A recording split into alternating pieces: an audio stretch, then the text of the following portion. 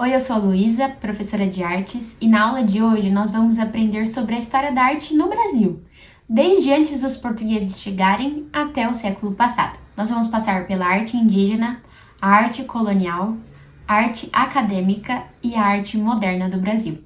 Antes dos portugueses chegarem, em 1500 aqui no Brasil, nós tínhamos a presença da arte indígena. Na verdade, ela é presente até os dias de hoje, mas era a única expressão artística que tinha aqui no nosso território. Os dois principais nomes de localidades que produzem esse tipo de arte é Santarém e Marajoara.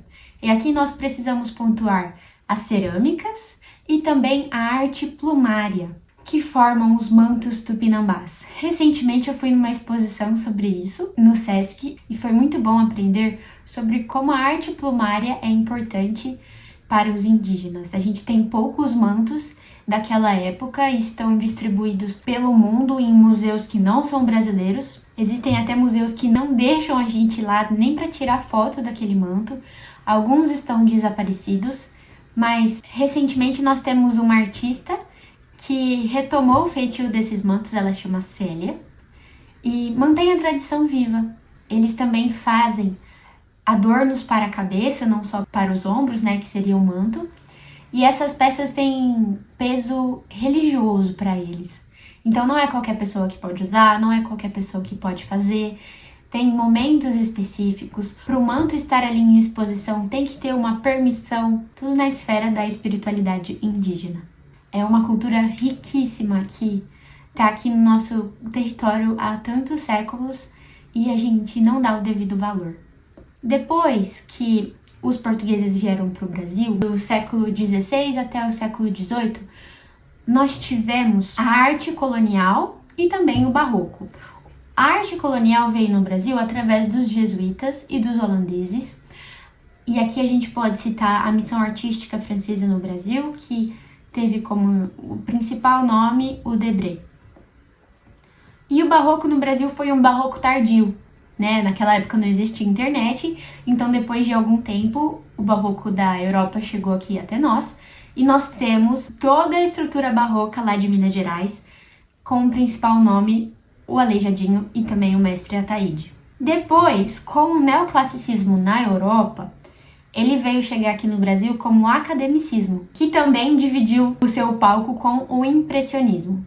Mas, aqui como principal autor, eu tenho para citar só um nome, o Almeida Júnior. Ele tem quadros lindíssimos, enormes, que estão lá na Pinacoteca de São Paulo, da capital. Eu acredito que é o suco do interior brasileiro, assim, pelo menos aqui no estado de São Paulo.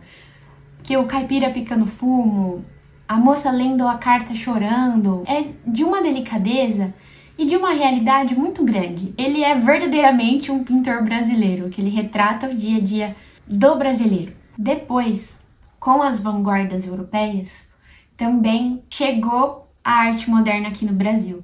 Nós temos 3 datas muito importantes do modernismo brasileiro. Em 1913, nós tivemos a chegada da arte moderna do Brasil através do Lazar Segal, que é um artista que se tornou brasileiro depois, mas ele trouxe essa influência aqui para o Brasil. Em 1917, a Anita Malfatti fez a primeira exposição modernista e ela foi duramente criticada pelo Monteiro Lobato. E depois, em 1922, nós tivemos a Semana de Arte Moderna, que foi um marco para a música, para a poesia, os escritores no geral e para as artes. Eu preciso pontuar que isso tudo aconteceu no começo do século XX, mas que a Tarsila do Amaral não estava na Semana de Arte Moderna. Ela é um caso muito específico que daria uma aula só da vida dela, mas ela estava estudando com o Fernand Léger, o futurista, lá na Europa durante essa semana. Ela veio para cá depois. Mas a sua produção reflete muito o que é o modernismo no Brasil. E esse período modernista brasileiro foi o único que coincidiu com o modernismo também da Europa, porque todos os outros anteriores que eu citei foram acontecendo depois. Mas, como no século XX os meios de comunicação já eram mais desenvolvidos, a gente conseguiu ter essa ocupação artística na mesma época. E por fim, eu só gostaria de comentar que é muito importante que a gente não tenha preconceito sobre esse tipo de arte que existe aqui no Brasil. Desde a arte indígena, depois da arte colonial, acadêmica e principalmente a arte moderna.